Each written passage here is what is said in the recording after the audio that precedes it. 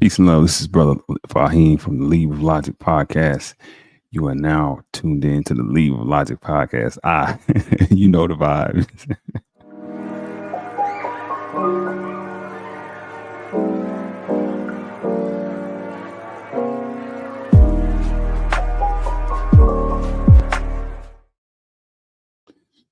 Hey, peace, y'all. This is Brother Faheem from the Lead with Logic podcast, and you're now rocking with the Lead with Logic.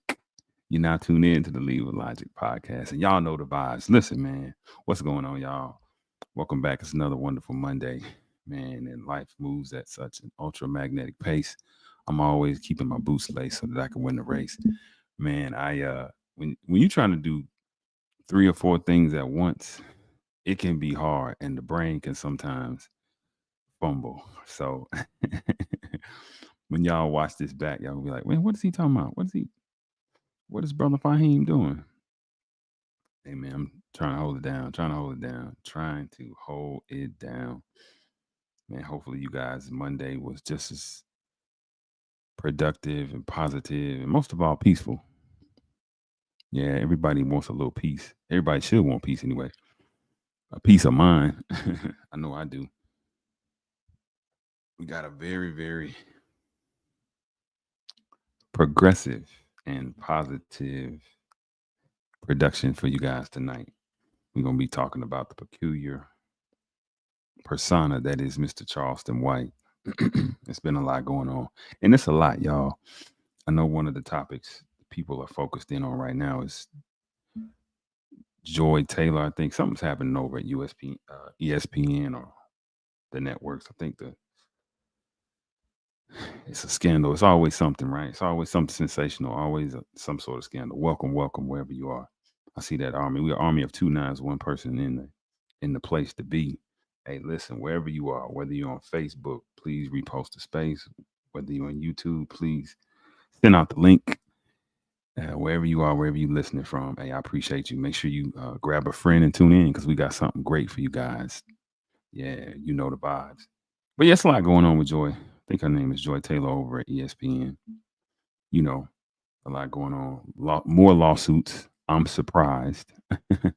More lawsuits going on, but I want to tap into something that was a little bit more meaningful, something that's always up under the surface, and something that we have to use a little bit of knowledge, wisdom, and understanding to bring forth and to understand. Understanding is the best thing in the world, y'all. It's the best part of all things. Someone used to tell me, you know, per the Bible, Solomon was the wisest king on earth. And when God asked him what would he like, he said wisdom. Brother told me he should ask for understanding. That's the best part. Absolutely. I am going to do some housekeeping. I am going to send out that Thundercat, that bat signal so that people can come on in here. And then I'm gonna get started. But yeah, Mr. Charleston White. That's who we're gonna be discussing today. Mr. White. And in any discussion that we have, it's always informed, it's always intelligent, and it's always fair and balanced and just, right? So that we can get a deeper meaning on a deeper level, some deeper comprehension. Because that's what keeps the world go round. It's what keeps the universe what it is. And yes, we are going to keep it. Let me let the people know where I am so they can come on over and share in. Share in on this wonderful, wonderful podcast. Whoever it is, whoever you are, whenever you guys come in, listen, like I say, share it out. Share out the link from YouTube if you're listening in solely on YouTube. If you're on Facebook, share the link out. Come on into the comments. Let me know that you understand. Let me know that you with me. And yeah, we can get this thing going. Yeah. Yes. Let me know that you understand. Let me know that you're here. I see it's one person. Come on into the comments. Last week we missed, but we won't miss tonight though. We will not miss tonight. Let the people know.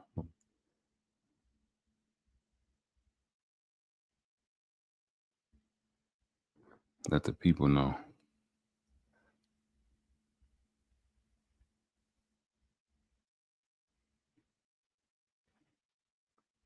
Who was that? Who was that? Who was that?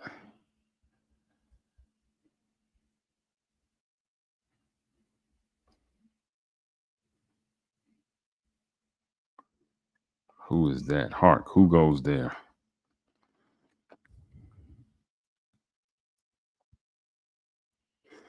Yes, yes, yes. Just doing a little bit of housekeeping the way I normally do.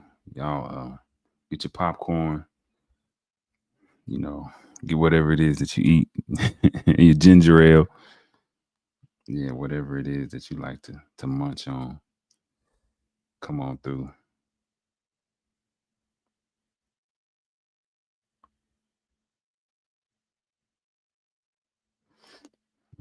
I see a few more people. I see a few more people. Okay.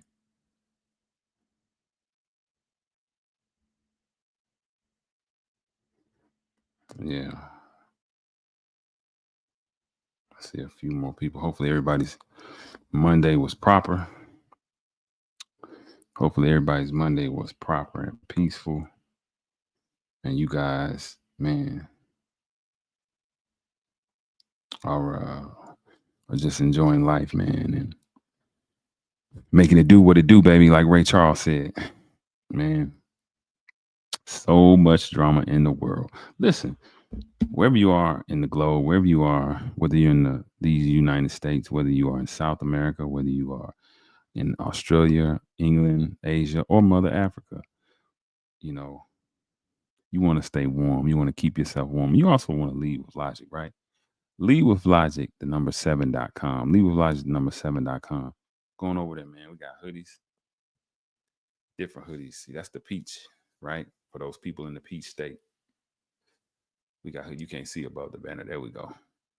Lead with logic. We got the hats, lead with logic, all that good stuff. Going over there. And yeah, check out what we have, man. The hoodies, the tees, the hats. Get with the movement, support the movement, right? Support and advocate for black enterprise, right? In order for us to all take the throne, we have to support our own, right? We have to unite our dollars, not just our philosophies, but we have to unite our monies, right? Behind good quality products from good quality entrepreneurs. So, man, lead with logic, the number 7.com. Go on over there and check it out. Let us know, spend with us, and man, get with the movement, get with the program. Yes, yes, yes. Like I said, the two people who are in, if you would, don't be shy. We don't bite over here. Go on into the comments. Go on into the comments and let me know who you are, because I appreciate you coming. I appreciate you being here. You could have been anywhere else in the world, but you chose to be here, and I'm super duper grateful for that. We are getting ready to start in just a second. I sent out some flyers for people. I sent out some stuff so that people could come in and participate, because this is a dialogue, right? I'm just leading the dialogue. That's all. That's it. That's all. I'm just leading the dialogue. That's it. That's really it.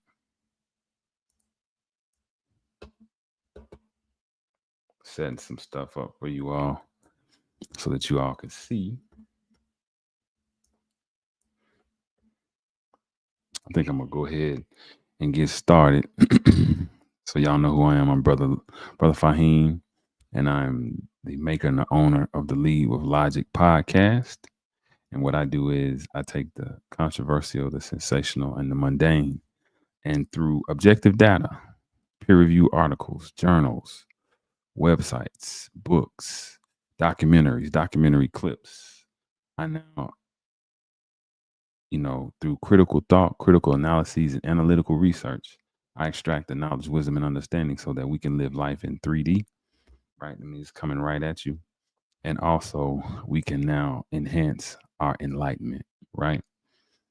And yeah, it's a brand, a saying, and a podcast. Meaning, the brand, I already gave you guys a store, I think. Leadwithlogic7.com. Number seven. Lead with logic, the number seven, all one word.com. Going over there, we got hats, we got hoodies, different styles, right? We got t-shirts.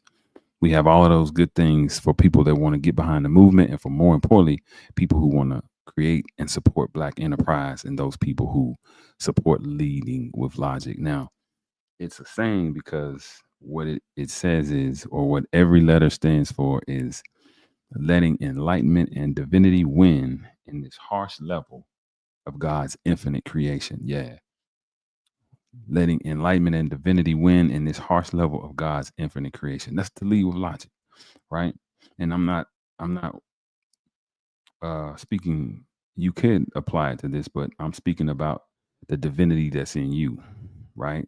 The divinity that you can manifest, right? The right and exactness that exists inside the universe that is you, right? That is the God that I'm talking about. Because from what's inside, as it is outside, as inside is out. So the sun, the moon, the stars, the universe, the galaxies, all that is in here and in here. It's in here and in here first, actually. But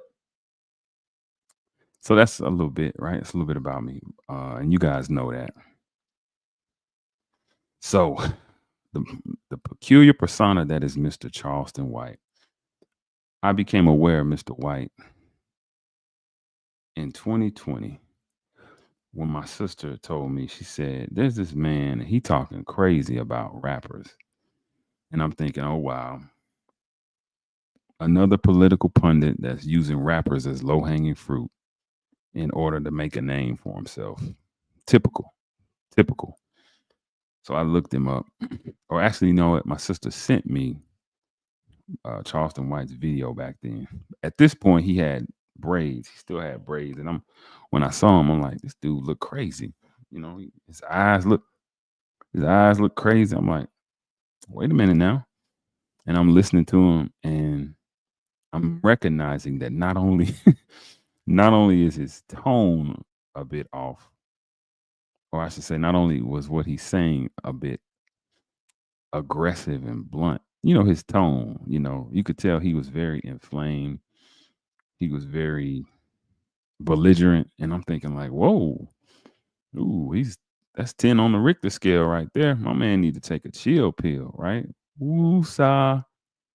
And automatically in my emotions, I said, yeah, he's a clown. He's an idiot. Not considering anything that he was saying, not taking any consideration into what he was saying, or what he was trying, what the message was, right? Because he was very critical of rappers. And I'm like, I'm a hip hop enthusiast. I can't get with that. There's some MCs that I love. But when I stepped away from my emotions, right, and I allowed my logic to step in and guide me, I said, you know what? Let me listen to what he's saying. And he actually made sense. And so, what they say, where there's smoke, there's fire. That caused a chain reaction. That caused for me to now go down a rabbit hole of investigation of who Mr. White really was. Because I said, now his presentation is one that is gesterish, sure. He's absolutely clowning. But his message is that of a master teacher. He's saying something very deep and very relevant. It's a truth that a lot of us don't like to hear. We don't like to accept it. So let me go deeper. And when I looked deeper, I said, oh, aha, right? Aha. And I would tell this to people, right? Listen, when something irritates your soul, when something now doesn't fit with you, or it doesn't sit right in your spirit, whatever it is, you need to go out and investigate it, right? You owe it to you. Like Major Harris said, you owe it to yourself. You owe it to yourself to look into these things, to now get the answer that you deem as acceptable, so that you'll at least know where these feelings, where this energy is stemming from. And so part of what I learned, part of what I saw when I looked up Mr. White was this. I listened to a lot of his interviews. I listened to a lot of his clips, his shorts, and like I said, I really just went down a rabbit hole. And what I found was a deeply intelligent brother with much street experience, much street sense, that has a real obligation to his people, and he loves his people. And he's wise enough to know that, hey, I need to, they talk about code switching. People people always mention W.E.B. Du Bois. If you ever read The Souls of Black Folks, he talks about the mask we wear, right? We have to wear a mask within the main society, right? Within the mainstream with white people, but uh, we also have to be ourselves amongst our own people. We wear the mask. That's what I want to say. He said. Well, unfortunately, it seems like we wear a mask in our own within internally, right? When it's intracultural engagements, meaning we're dealing with each other from inside of the culture. We have to wear a mask oftentimes. Yeah, brothers and sisters, we have to wear a mask because everybody within our culture does not have the same level of understanding. They don't have the same desire to reach their optimum best. And quite frankly, they won't listen to you unless you're speaking of a certain way in a certain style. And so, if we are wise and if we are observant and if we truly want to get that message delivered, then we have to speak to the people in a language that they understand. And so Mr. White reminded me of that when I looked at his persona in his presentation. But this is what I found. One of the things that I found about Mr. White, if you look, this is from 2014, right? This is from 2014. I'm gonna try to blow it up. See, December 2nd, 2014, helping young people excel, right? And you see getting state school, and you see these gentlemen back here, all these brothers, and you see right here up front is Mr. White, Mr. Charleston White. Let's figure out what hype is. See what it says. Houston. Oftentimes, people have a tendency to negate the actions that they have demonstrated and the characters that they have portrayed in an attempt to scapegoat accountability. However, a group of middle aged adults who have seen life on the inside behind prison walls have taken to a different approach to life and viewing the circumstances that some people try to make excuses for and justify. Helping Young People Excel is an organization whose nucleus consists of minority men and women who are dedicated to enlightening adolescents and youth about the consequences that mischief can cause at an early age. It is the members of HYPE desire to assist with detouring juveniles from facing the same pitfalls that all of them experienced in their youth. Charleston White is the driving force behind helping young people excel, in so much that he is the founder and organizer. I'm going to read that again. Charleston White is the driving force behind helping young people excel, in so much that he is the founder and organizer. White is a native of Fort Worth. This is a little history. At the age of 14, he and three of his associates were running out of a mall because they had stolen some athletic jackets. During the ordeal, a man trying to stop them was shot and killed by one of the young men that were with White. As a result, White was charged with murder and sentenced to 12 years. During this imprisonment, he recalls that because he was small in stature, he had to use his mind to fight his battles. This feat led to him becoming the leader of his gang while incarcerated. 91, White was released after serving 7 years of his sentence. Yet once he was released, he still turned back to the only lifestyle he had become accustomed to, he stated.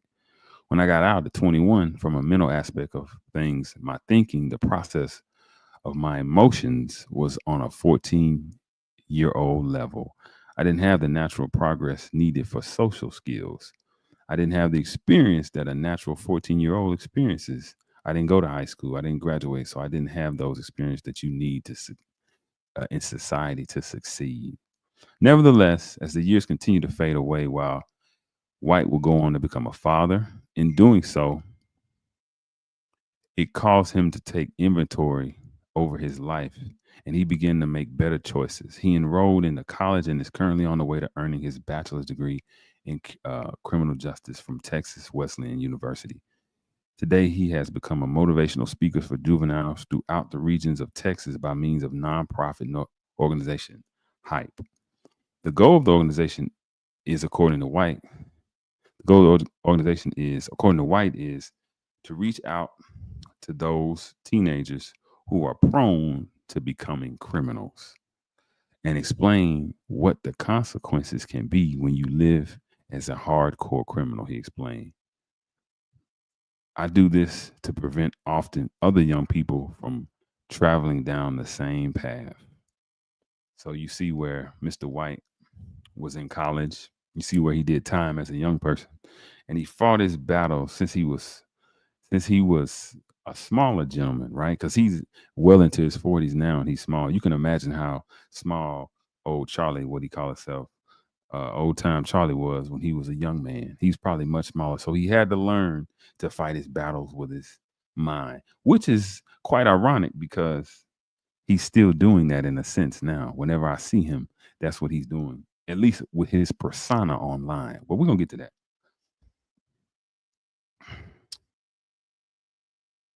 The goal of the organization, yeah, to reach out to those children and teenagers who are prone to becoming criminals and explain what the consequences can be when you live a life as a hard criminal. He explained, I do this to prevent other young people from traveling down the same path. Finally, he said, my goal is to go all around the country and reach out to troubled youth. I would like to mentor and coach these kids how to re-socialize and teach them proper independent life skills, right? And then it talks about the other members. Mr. Derek Burton talks about how Mr. Burton was arrested in 81 at Giddings State School. So that's a little bit of Anthony Dewberry. We all know Dewberry, right? Jose Rodriguez, Carwin Archie, Damian Wiltz, Henry Hughes, Donnell Roan, Miguel Mall, you know, all of these people. And I would assume, right, it even gives you a phone number, y'all, for speaking engagements where you can contact them. Obviously, it's a business. So, he put his business out there. But I'm sure a lot of these brothers are brothers that we saw that help and aid. There go Dewberry. Here's Dewberry right here. There's Dewberry. But yeah, Mr. White is I just wanted to show that because I think that's pretty important when you're talking about who Mr. White is, what he's done. He actually has a resume of things that he has done and is doing, right?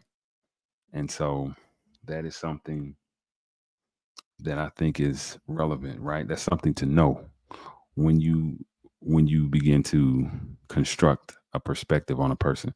A lot of people say a lot of things, mostly negative about Charleston White, because like I said early on, like myself, not knowing anything about him, not knowing peace, what up, Bravo, not knowing anything about Mr. White, not knowing anything about his background, not knowing anything about his objective and his goal, I automatically assumed that the persona was the person, right? But now I found out different real fast because it went from me thinking, oh, this guy's a clown. This guy doesn't know what he's talking about. This guy is somebody who, just riles up black people, right? But that's not the case at all. That's not the case at all.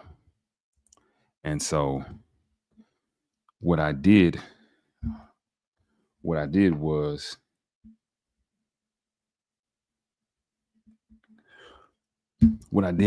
it made me listen to more because once I read he was an activist, this brother's doing, right? We have to always respect the doer more than the speaker, right? Because theory is one thing, brothers and sisters. Practice is a whole nother, right? And how do we now take something from theory and put it into practice? A lot of us speak eloquently, myself. We speak eloquently. We are good with the English language. Our diction and vernacular is very, very good. But now, as good as our vernacular may be, it is nowhere near as positive as the deeds and the actions of those people who are on the front line, who are actually putting forth that effort. They've now taken the words. That's not to downplay communicating and how important and vital it is, because it can be the cry, the war cry, right? It can be the hold on. It can be the war cry, but now it can never be a substitute for the action. It just can't. It doesn't work that way. Life isn't like that. Hey, welcome y'all. I want to welcome y'all. I see people coming in and out. Hey, y'all come on in, stay for a while. If you're here, I assume that you either were invited here, you got the notification. And let me tell you, I'm Brother Faheem, and I am the maker and the owner of the Lead with Logic podcast. Come on in. In fact, stay for a while, wherever you are. Facebook, YouTube. If you got a YouTube link, send it out. If you're on Facebook, repost it. If you're coming from X, hey, listen, I tell all you guys like this, grab a friend and tune in, because you in for a treat, because we about to bring that heat. So yeah, dealing with Charleston White and his evolution and how I came to understand him, right? He's a doer. He is a doer. And when you listen to his interviews, he's a doer who for years, I showed you guys Hype, helping young people excel, that he put together for as a nonprofit. They do motivational speaking. Their intention was to go all over the country, helping young people, at risk young people, to not go down the path of being hardened criminals, right? As he was doing that, I saw in some videos that he made where he said, you know, people didn't respect me when I was people didn't respect me when I was talking with sense, when I was using that, when I was in the community trying to help the young brothers and sisters. I was saying, hey, brother, pull up your pants. Hey, sister, don't wear the bonnet outside. Hey, young brother, don't sag your pants. That's a jailhouse practice, right? You don't need to do that. Hey, we can go to school, we can go to college. They didn't hear that. They did not understand that. So he said in 20, I think it was either 2019 or 2020, he realized, man, I'm going about this wrong. He said he watched the Netflix special that Eddie Murphy did. Snoop Dogg was in that as well, and a couple more people. I want to say Nino Brown. Wesley Snipes was in it. Wesley Snipes was in it. He said, when I realized that Rudy Ray Moore wasn't really Dolomite, a light bulb in my head went off, right? He said, oh, he was playing a character that the people naturally responded to. Inside of a character, I can reach more people. And you do it too. I talk to people like, people have avatars. We create these avatars for ourselves, right? Michael Jackson. I watched Thriller 40. And what was interesting to me, I love Michael Jackson, and I always will to the day they put me in the ground and cremate me, right? But Mike in 79, when he lost for the Off the Wall album, he wrote, he wrote something. He said, you know, I am going to, he started writing affirmations. He said, I'm going to present a persona. I'm going to be someone else. I don't want to be known as the little kid that sang with Motown anymore. I have to be someone totally different in order to get the respect, in order to get the acclaim and the success that I want. Mike Tyson said that he was scared going into the ring. All the way up felt like a death march to the ring. But then when he got in the ring, he became a god. He said, I became God. Iron Mike Tyson was fearless. Hey, Beyonce Knowles created Sasha Fierce. Michael Jordan is Air Jordan, right? These are avatars that we use that can express levels of aggression, that can express levels of fearlessness, that can express whatever goal or objective that we are trying to attain. We can now have a pseudo out of body experience and we can push an avatar forward to get our goal and our objective accomplished. And that's what Charleston White had to do. He said, I had to turn into, he said, y'all didn't, and I'm gonna play some clips so y'all can see it. He said, I had to turn into somebody. And he always quotes Frederick Douglass. It's easier to build strong children than it is to repair broken men. I'm gonna read something. I'm gonna read a couple things to y'all because I like to deal with literature because I like to promote literacy, right? There's this book, Dr. Jawanza Kunjufu, Raising Black Boys. I wanted to make sure that I was most effective in raising my sons and my daughter too. But I wanted to get some advice from somebody who has done it, who has documented the facts on it. And this is very interesting. You all black books y'all can buy online. You might have to search a little bit harder for them, but you can definitely find them. And the great thing about books is you can get them for a little or nothing now. Reading has become a lost art, and books are becoming rare, extinct artifacts. Great books like this. But I want to read something to y'all because a lot of times Charleston White goes after rappers, and people don't appreciate that. They don't understand that. But I'm going to read this to you. Chapter 19 of the book is entitled Rap Music. Gangster rap is not black culture, right? We've heard him say that. It's BMG, it's EMI, Time Warner, and Universal Culture. These are all of the companies that promote this black music, right? Gangster rappers want to get paid. The real issue is not Don Imus or gangster rappers. It's BMG, EMI, Time Warner, and Universal are the issue. 80% of gangster rap is bought by white youth. The they buy few conscious, positive, Afrocentric, or gospel rap CDs. Why? Are gangster rappers the new minstrel show reinforcing white stereotypes? Are the rappers raising your son? I'm gonna read that again. Are the rappers raising your son? I would say they are. When you come up without a father in the home, Tupac told us this. The music becomes the daddy. The rappers, they shed the game. So if the rappers say, I gotta hold my nuts in F or B, guess what? I gotta hold my nuts in F or B because that's the only semblance or sort of masculinity that we have consistent access to, right?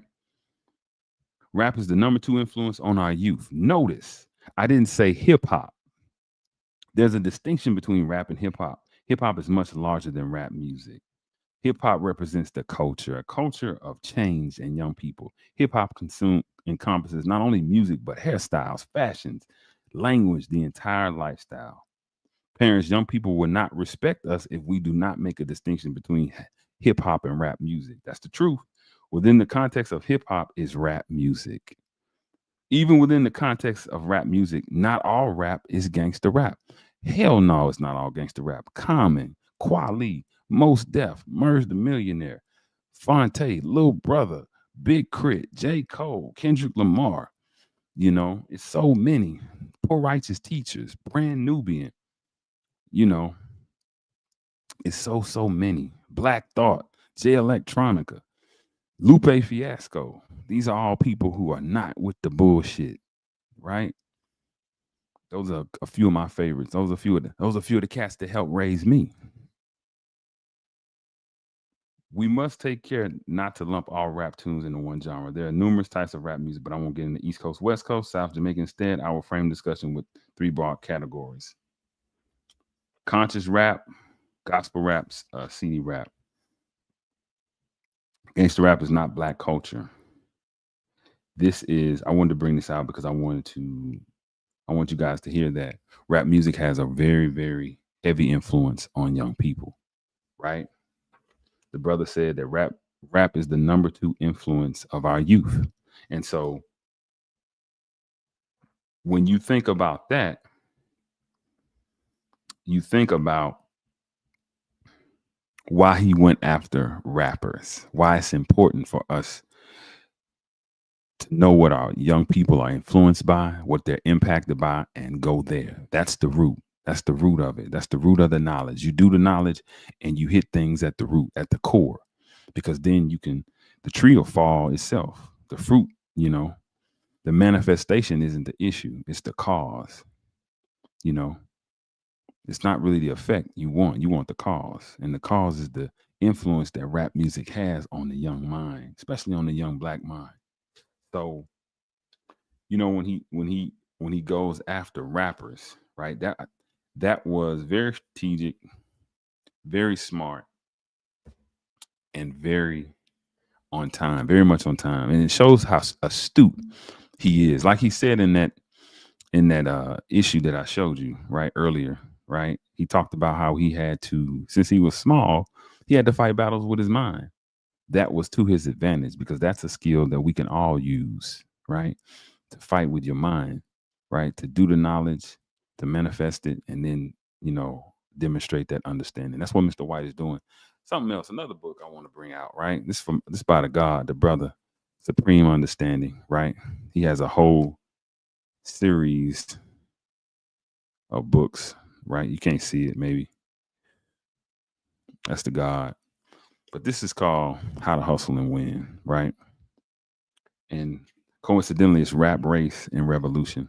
Now, Mr. White says a lot of inflammatory things, and I'm gonna cue up some of his videos so he can speak for himself.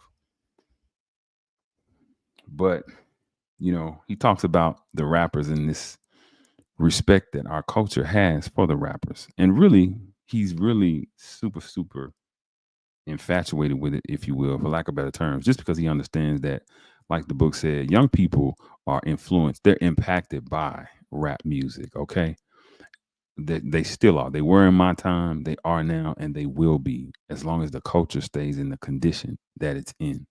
But now, different rappers have said different things, right? I couldn't find it in this book, but 50 said in this, I read this, he said, you know, 50 Cent is a character. 50 Cent is a character that I utilize to get my objectives and my goals accomplished. When I no longer have use for 50 Cent, guess what? I'll I'll pursue and I'll assume another shape, another form, and another character. Ti said this. He talked about this in music, right? Because a lot of times the critique that Mr. White gives that people tend not to like when he's going back and forth with these rappers, at the core, his critique is, listen, you guys are fraudulent. You guys don't love the culture. You guys are, y'all have a job to do, but we worship y'all.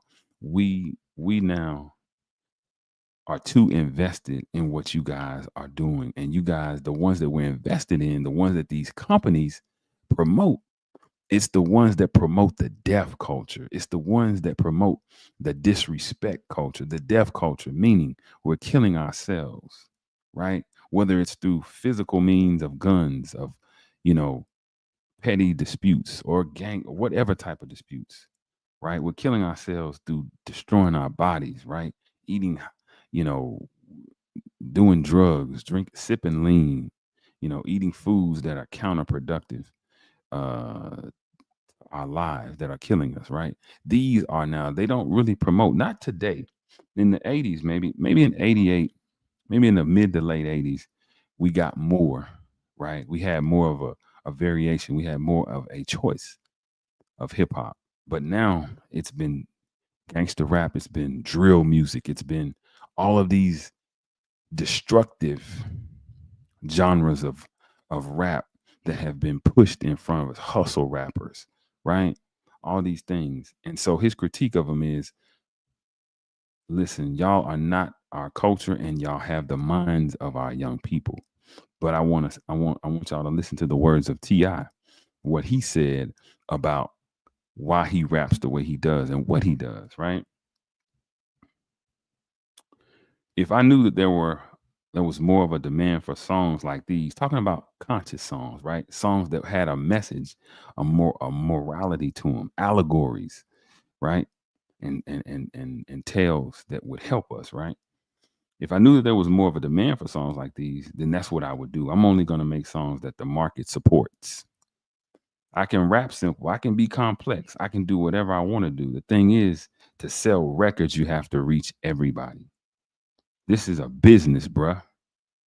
I'm not going to cut off my nose to spite my face. Some of my best songs, most of my fans have never heard. For your own self gratification, you make the songs you want to make around those other songs. You get them in where you can, but I'm not fixing to block my blessings. So in Ti's mind, he recognizes that his best music, right? His best music, people don't even want to hear. So what does he have to do? He has to pander and play to the ones that he knows will support him. Now, some will say that's hypocritical of Mr. White because the rappers are doing merely doing what they can, but he's not really attacking the rappers per se. He's attacking the the celebration, the praise, and the adoration for these people who are detrimental to black culture, who don't really even represent black culture, right? But again, the comparison that I'm making here is just as the rappers uh, knowingly and consciously make decisions to create an avatar that's destructive, he has made a knowing decision to create a persona that he knows will shake up the community, but the message will absolutely be heard. I'm gonna play this. I'm gonna show y'all some. Let's get into some Charleston White clips. I've been meaning to do this for a while, but things have come up. Other hot topics. There's so many other things, but recently Mr. White joined X, and he's been having some choice words for the FBA community, and people haven't taken too kindly to it. They haven't taken kindly to it at all. But he's a person that I listen to, and I always tell people it's amazing to me that people would allow themselves to be triggered by Mr. White. It reminds me of when I used to walk by a fence when I was a kid, and it was this one dog, and the dog was so territorial. Now I was super scared of the dog. Wasn't gonna do a thing. It was a huge, huge, huge dog. But the fence was high and it was a gate fence, right? Steel gate. Uh, you know. So when I got close, I would kick it and the dog would bark. He would bark so hard, so loud. And when I realized he wasn't gonna jump, it became a spectacle now. It became something where I would do it because I wanted to hear his reaction.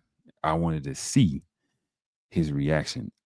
It was just so satisfying that I could get this dog's reaction anytime I wanted it. And I wasn't going to do nothing. I didn't mean this dog no harm. I wasn't trying to hurt the dog. I was merely kicking the fence because I understood the nature of this animal. I'm not comparing us to animals per se, but as creatures with instincts, right? It's funny to me that even after he's explained what he is, what his mission is, why he does what he does, people still allow him to be triggering. They still allow him to kick their emotional fence. And every time that he kicks it, they bark, they complain, they run up to the fence. And I sit back just like the kid that I was, and I laugh so hard because I'm like, wow, he's using his head to build an empire. He has built an empire off of internet emotional triggering, right? Off of our emotions. But right here, Mr. White, he says something. He talks about how we in our culture, he talks about our what we prioritize as being celebratory, right? And it kind of explains again why he's doing what he's doing and why he's chosen to do it in the manner in which he's doing. Check it out.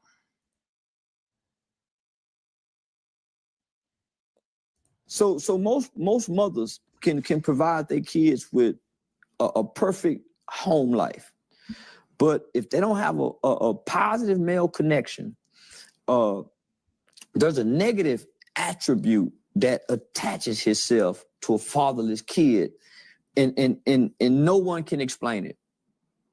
It's like the little motherfucker just angry. So most little boy with their dad, with their loving mom, they seem angry, or they got anger outbursts. They have anger management because they can't express. Man, I want my daddy. And they may not even say that, but that's what's the the behavior, underlying. the behavior, because you need, just like you need that white man's validation, you need your father's validation and affirmation just as bad as you need the white man's validation for your success. And neither one of you got that. Come on now.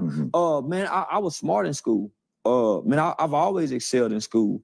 But because the culture don't clap for the smart kid, oh man, you think you smart. Oh man, you asking all the questions. So once you see that, oh man, you the teacher's pet. Oh man, you kiss. So you stop being smart in school. You start being the class clown. So because when I was 8 years old, my brother probably was. He was getting ready to go into another story, but he said he was always smart. Y'all got that? He said I was always smart in school, but because I wasn't celebrated, because we don't celebrate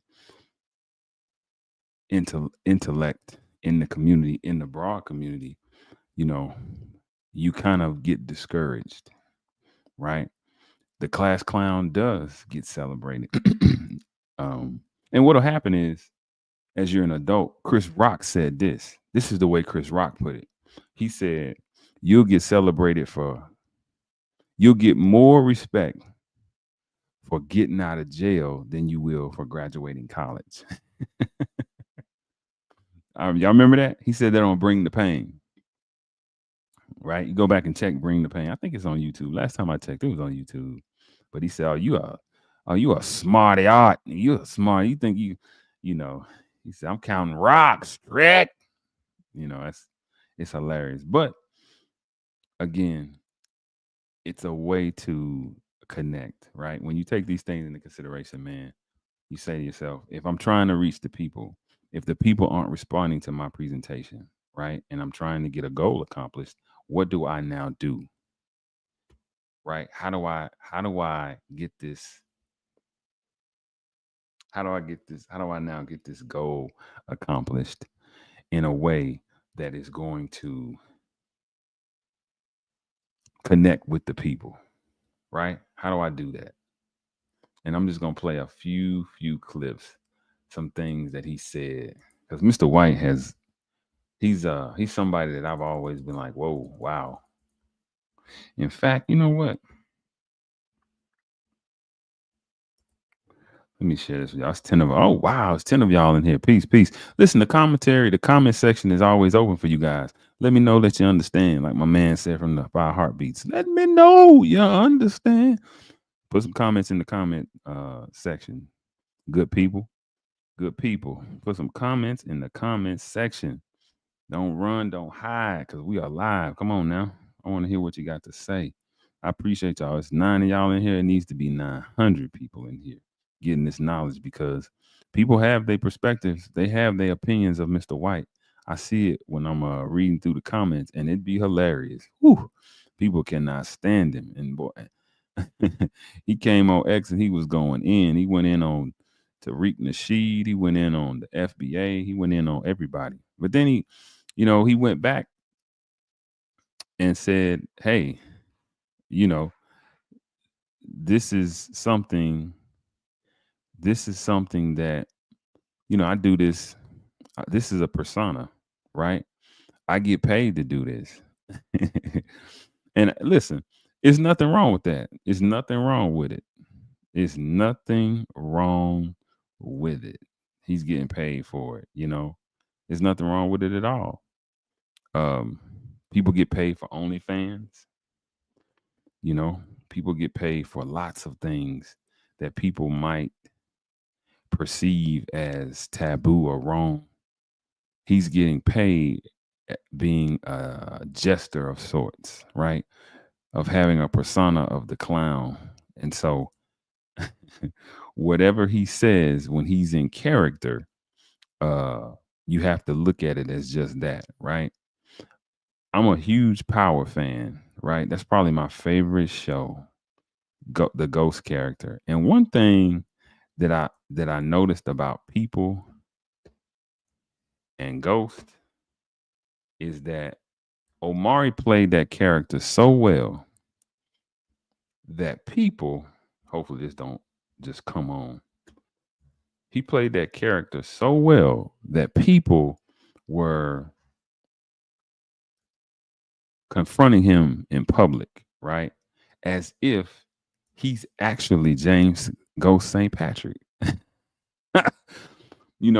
Tariq talked about that.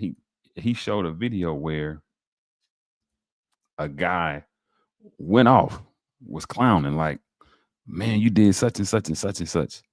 He's like, bro, that's a character, bro. That is a character. That's not me. Right. So collectively, we seem to not be able to detach, right? We can't detach the person from the persona, and it can cloud our judgment. It can now impede our comprehension, right? Our understanding, and it should not. But I'm gonna play something else for you guys. I'm gonna play something else for you guys that I'm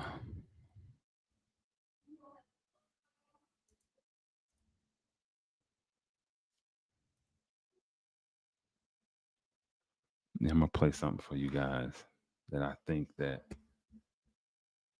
you'll.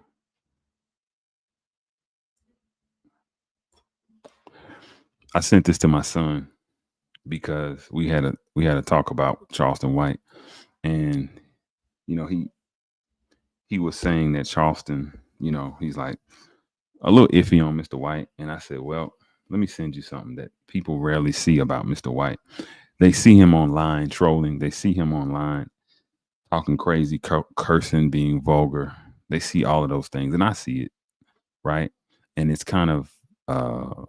it's kind of it can be disheartening, and it's not the most. It's not the language that I would use, and in the way I would use it, but that's not the persona that I have, right? That's not my character, right? But it's Mr. White's, and it's been successful for him. But he's consistent, right? And he's gone to different places. He's himself, right? He's speaking to power in the same way he's speaking to the white power structure in the same way that he's speaking to the black power structure, and I respect that.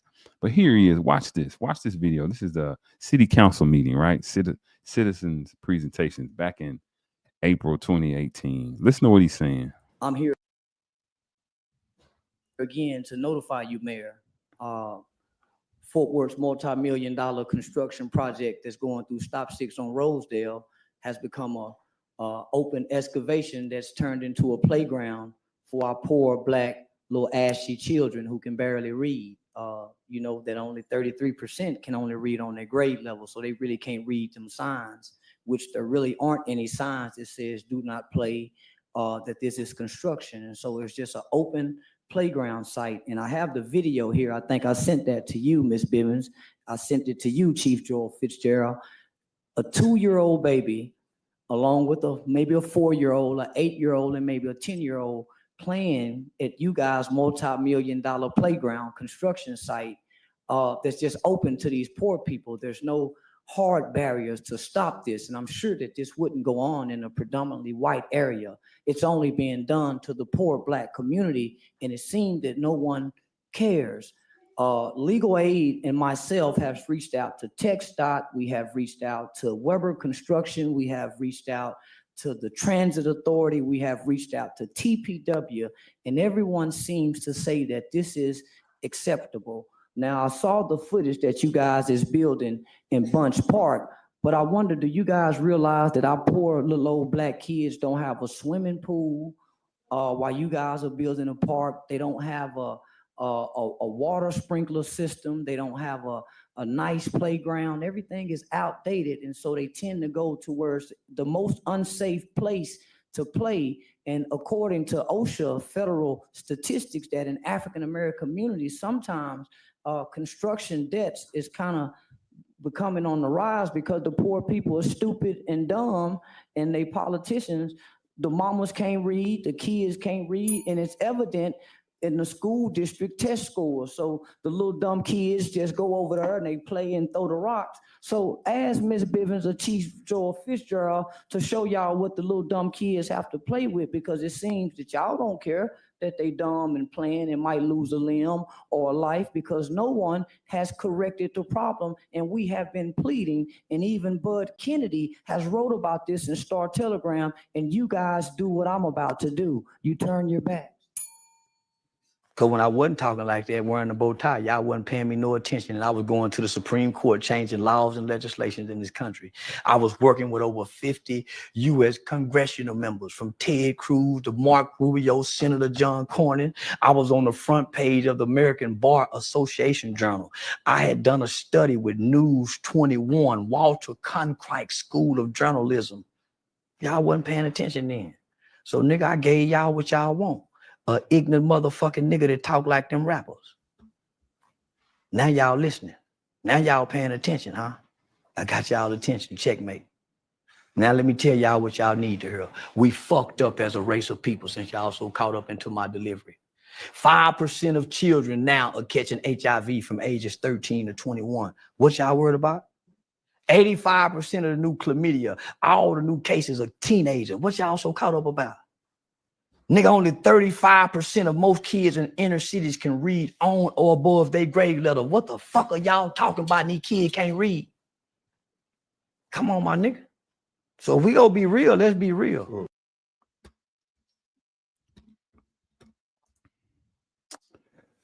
Yeah. Yeah, Mr. White. I'm gonna show a few more clips of Stephanie Gray. What up, King? What's up, Steph? What's going on? What's going on, Steph? I see you, sis. Salute. I salute you, my sister. I salute you. Man, that was Mr. White. And I like the dichotomy, right? You saw him in action, taking action. How many of us are going to our city hall and putting in that work? How many of us are going to the police meetings with the community in the neighborhoods? How many of us are starting groups that will uplift and help the community, right? So that we can now begin to govern ourselves and enforce internal morality and values, so that we won't have to have the police and external forces and entities come in. How many of us are doing that? Everybody sits online, whether it's fan base, whether it's X, whether it's Facebook. If you sitting online just talking, that ain't it. That's not it. Your legacy is not what you say, it's what you do. It's how many lives you impact and you add value to, right? You can look over the words. We say it all the time. Actions speak louder than words. We say that all the time. But we get selective though, right? Another reason, I think another thing that people dislike about Charleston White is he's been a staunch Republican. That is something that people are pissed about too, right? People don't like that he goes with Donald Trump. Listen, in America, just like we have the right to due process, we have the right to support whatever party we feel like is going to benefit our community. And I advocate that 100,000,000%. You're not my enemy because of who it is that you support politically. That's a savage way of thinking. And you shouldn't think like that. Because if you are civilized, you say to yourself, another civilized person has their own methodology and their own reasons behind why they now support whoever it is they support.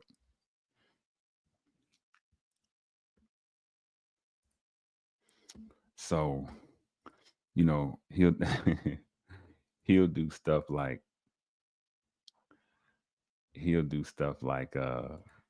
dress up in all what do you call it? He'll dress up in all Union. He'll dress up in all Confederate flag. He's done that, and he's because he knows it's inflammatory, right? He knows that people are upset by it. He understands. He's trolling. He's getting a reaction, and he knows it. It's really funny. You have to look at. I'm looking for another clip where he breaks down exactly what he's doing. Right? I want y'all to hear it exactly what he's doing, and once. Hold on, here it is. Here it is. Here it is. Here it is.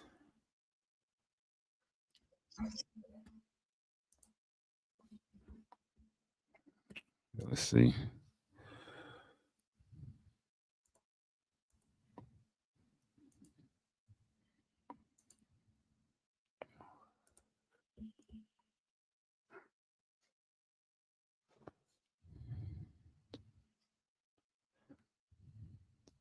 I'll let y'all.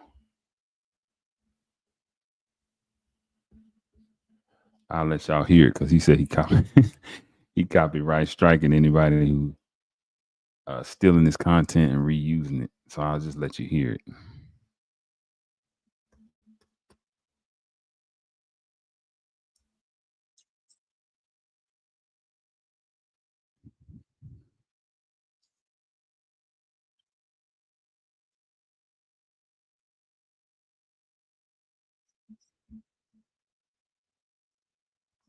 Let me go for it so I don't put the brother out.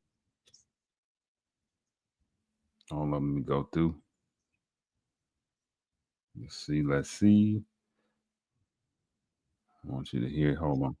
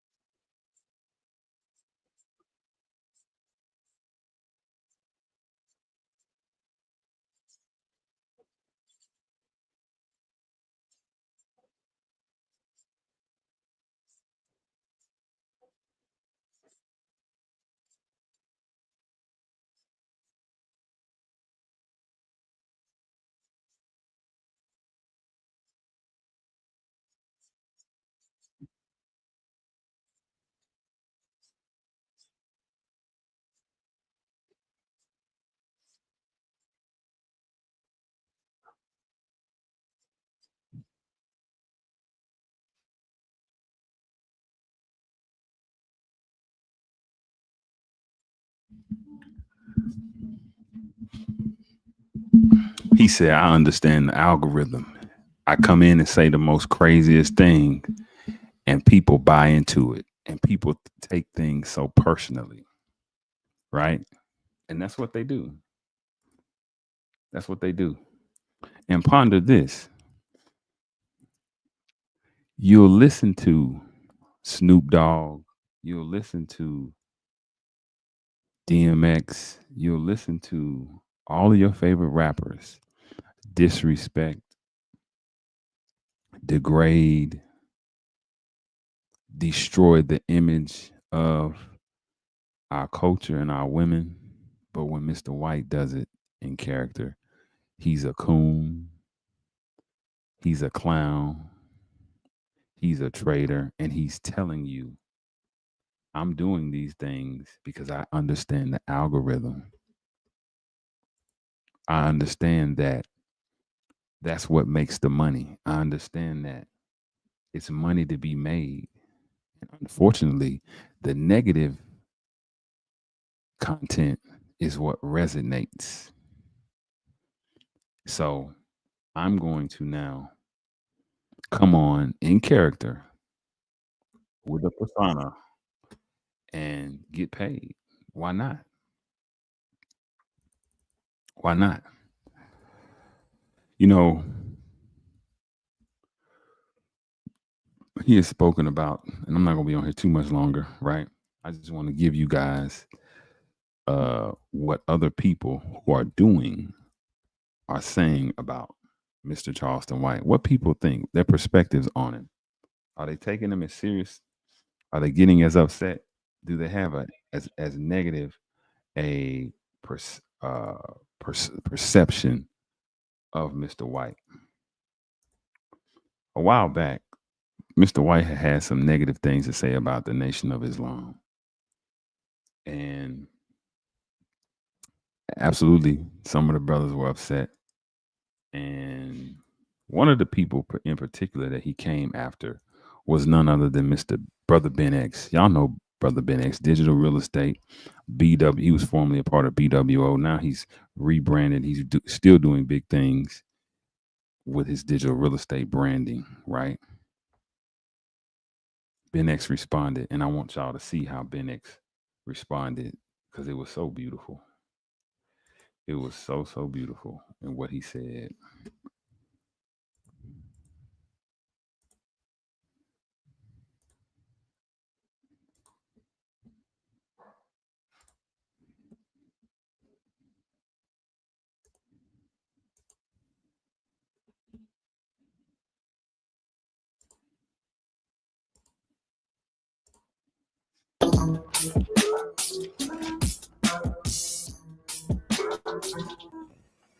Recently, an internet sensation popped off, Charleston White, out of Fort Worth. Been going crazy. Controversial to many, some very polarizing. A lot of people either they love him or they hate him. But he's caught a lot of flack because he come against a lot of communities. And Nation of Islam, he said some things, pretty much against y'all in regards to speaking about, and I'm just paraphrasing, not quoting, but something along the lines pretty much of, a bunch of men, how you a man following up under another man. Yeah. Like a man's supposed to be able to stand, pretty much stand on his own. What were you able to see the comments that Charleston White made, and what is your thought process of what he said? The minister said he'll be a good Muslim. Mm. Yeah, when one is speaking out of ignorance, that just is what it is. We be lying when we say we don't follow men. Mm. We follow men. That's why we get haircuts. Yeah, that's why you got the type of shoes that you got on. That's why you dress the type of way that you dress, because you saw somebody else doing a certain type of thing. This is why we study people. All the education that we have, the Constitution that we know was made by men. The laws that we try to remember and the laws that we can quote and the policies that we know was made by men, by somebody. So I don't agree with we don't follow or we shouldn't follow men, especially if who I'm following is lead me to somewhere better.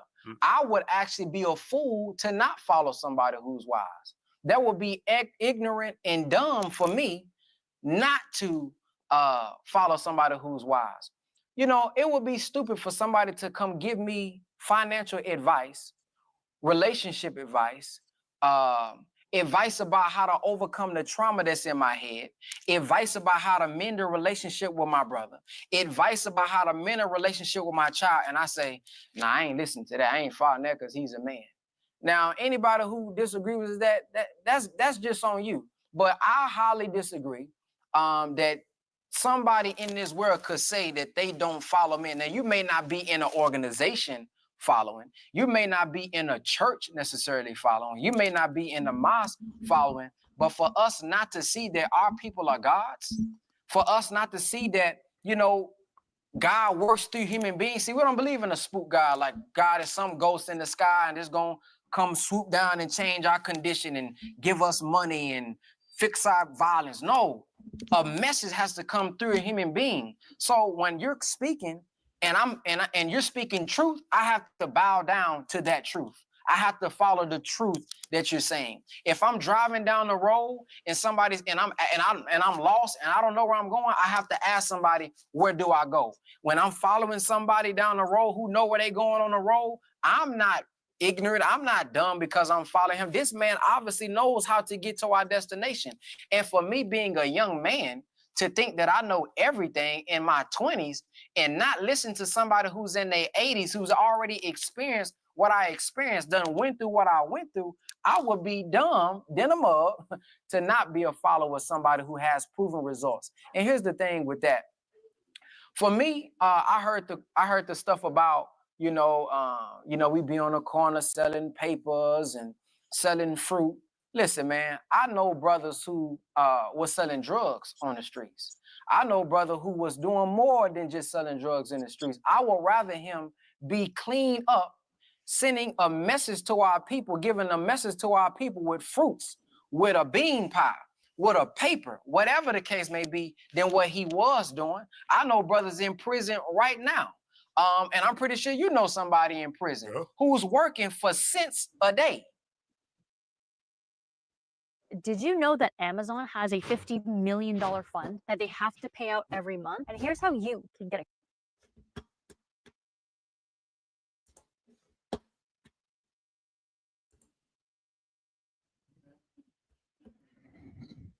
That will rather be out here selling some fruit than be in there doing what he doing.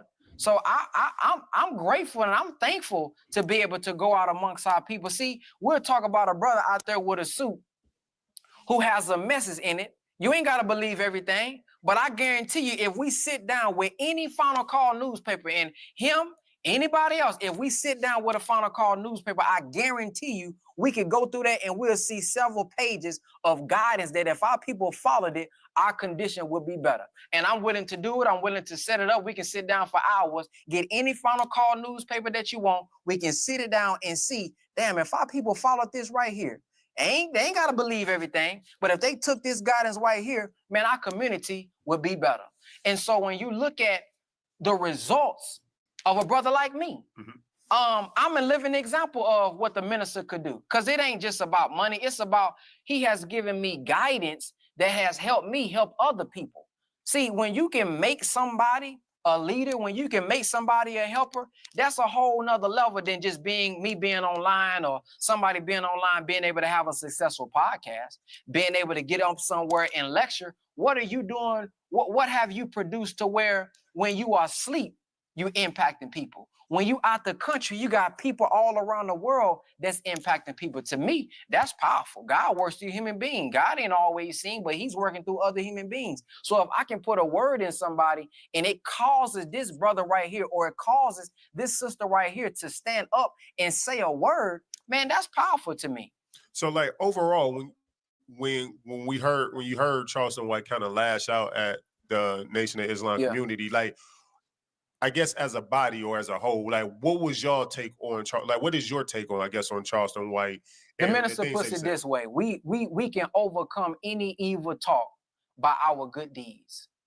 And Charleston, he's already said that this is a persona. He said it several times. Y'all falling for the Mac, nigga. Y'all, nigga, yeah, I see him.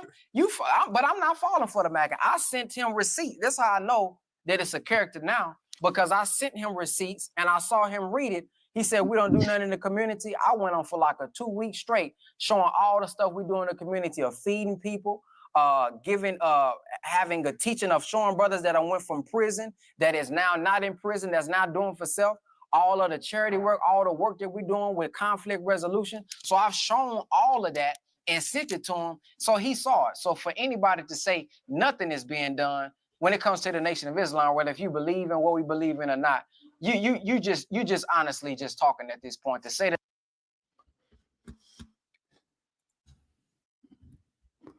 You heard what Brother Ben said, and it was a mighty powerful. He said, hey, I understand that he's playing a character, right? But he also said something that was super profound. Hopefully you guys didn't miss. He said, our deeds, our deeds. See, again, you don't too much get worried about what people are saying by way of critique. As long as you are doing something, as long as you are putting forth an effort to impact and change people, to help people, right? As long as you're putting that out in the universe, all of this rhetoric, all of this character, none of that stuff matters, right?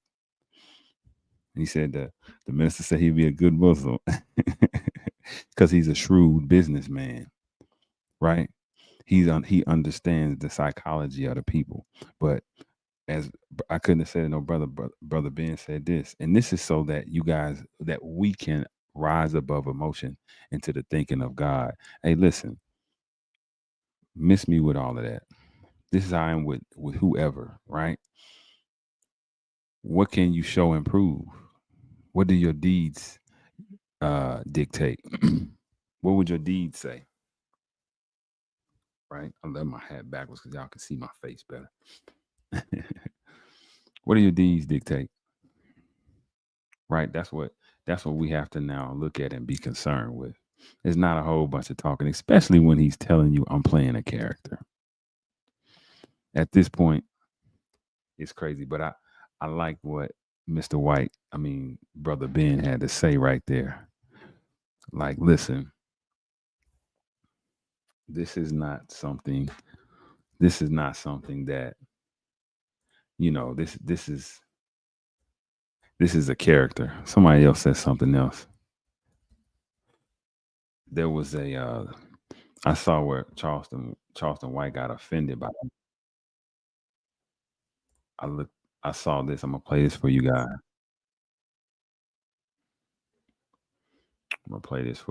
This is Killer Mike.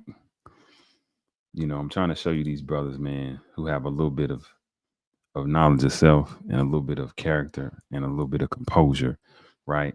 Because they truly represent the best of us and how we are to deal with not only when people are in persona, but whatever it is that might rub us in a way that we don't like. Taking it from the know you. Prayers up for New Orleans. Askia the Great. I see you, big dog. I see you. Yes, sir. I see you.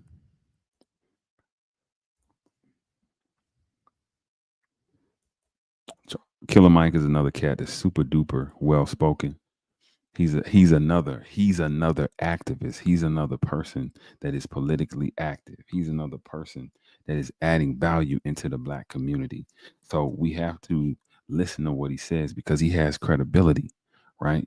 He's not just speaking from a place of emotion or just an ideological place. He's speaking from an experienced, logical, activist background, right?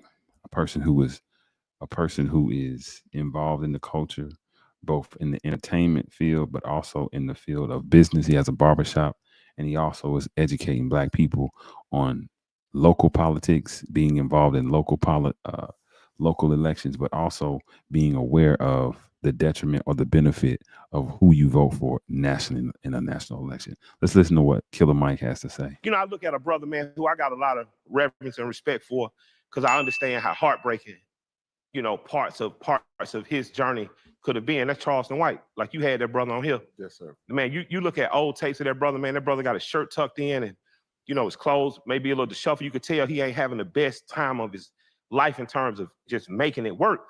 But he was trying to impart wisdom on black folk and give them something. And man, he said he looked around and wasn't nobody there. You know, it's like he fighting on their behalf, fighting for bills.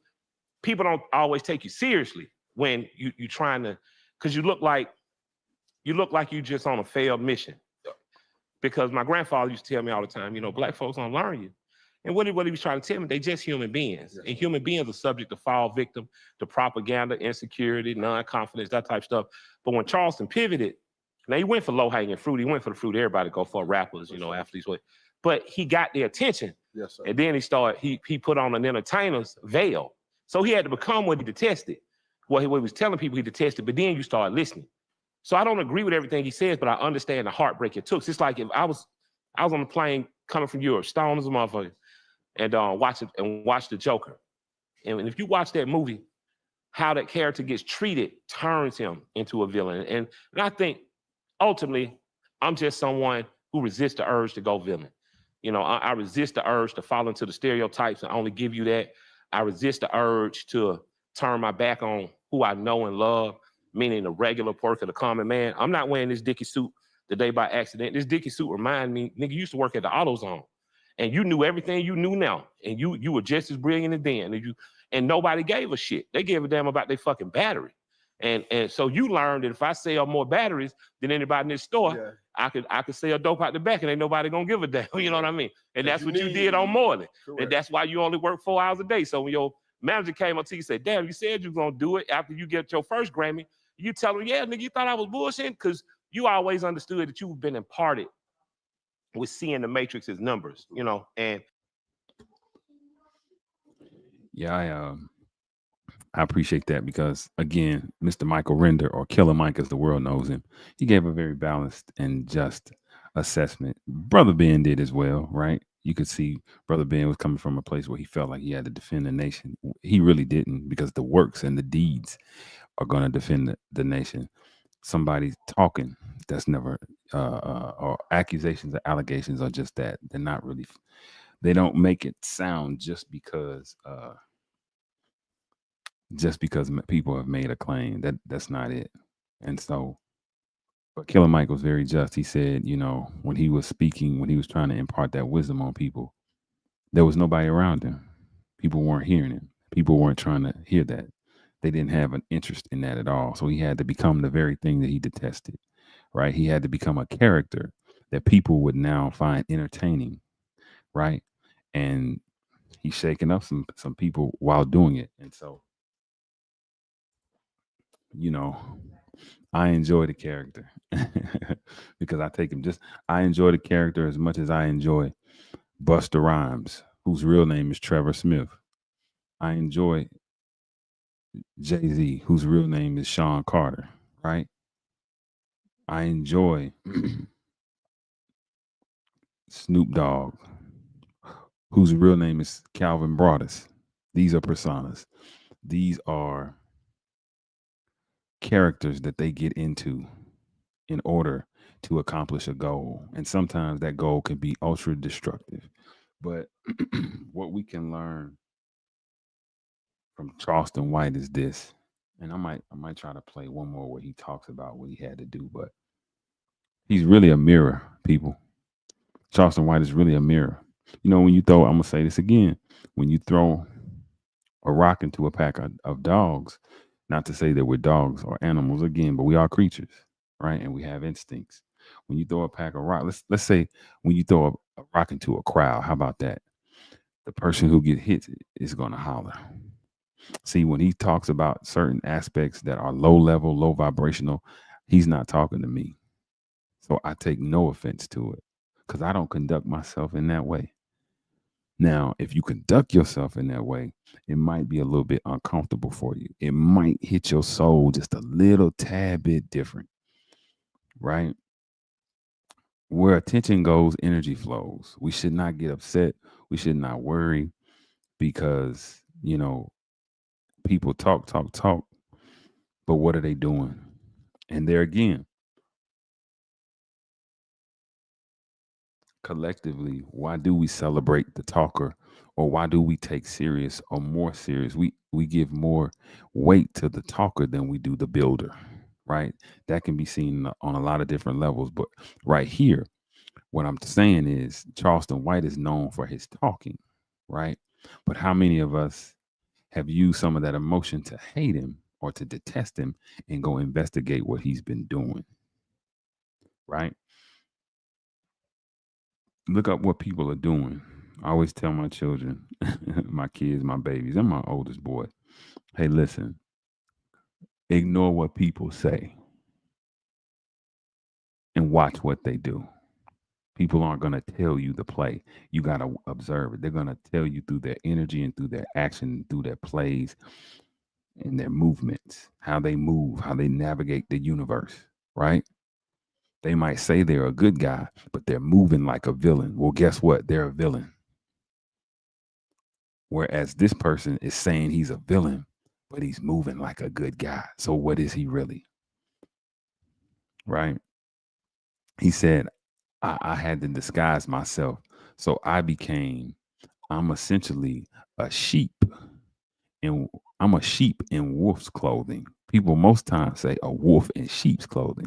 He said, I'm a sheep in wolf's clothing because y'all wasn't listening to the sheep. Y'all like the wolf. Y'all like the snarl and the growl and the teeth and that vilified image, like Killer Mike said. He was turned into a villain. So collectively, you know, it's a lot to be learned from Mr. White. When we start taking conscious hip hop, how much conscious hip hop do you listen to? How many books do you read, right? And this is just to feed in your brain. And then past that, how many community activities do you get involved in? What do? Do you try to mentor kids? At the least bit, do you offer children knowledge, wisdom, and understanding in your community when you see them?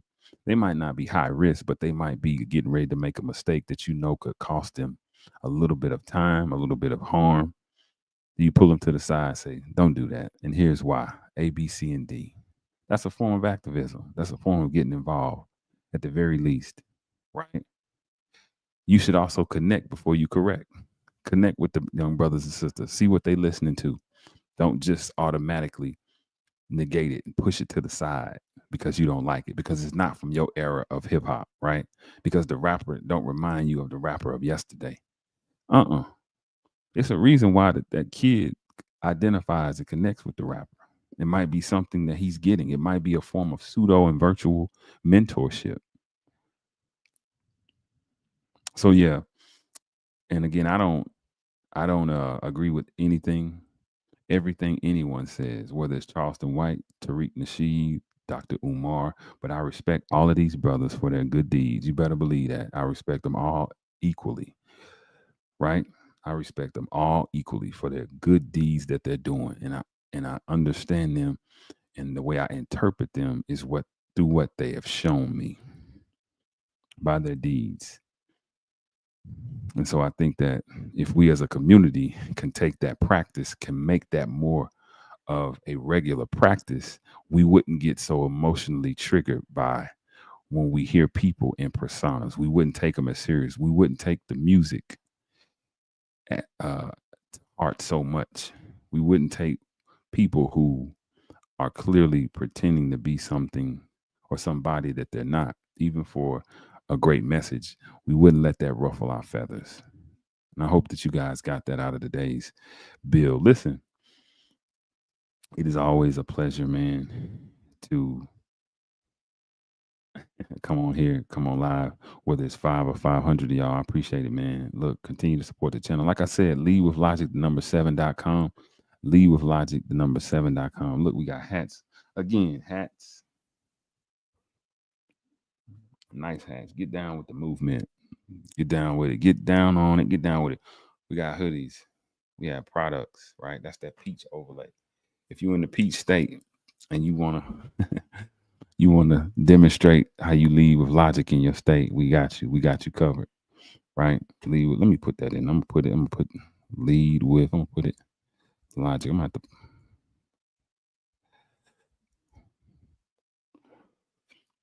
Lead with logic7.com. I put it in the chat for you guys that watch it back, for you, for the 7 of you guys that are in here now. Listen, man, I appreciate you. Hey man, as Minister Malcolm would say, may we all meet again in the light of understanding. Listen, I got a dope interview coming up. Y'all better be watching. If y'all go to my shorts, y'all see who it is. Y'all gonna love it. It's a super great interview that I have, and we did some building. So y'all go head on over to my shorts and check it out. See what I got coming up next. And may we all meet in the light of understanding. Peace and love always.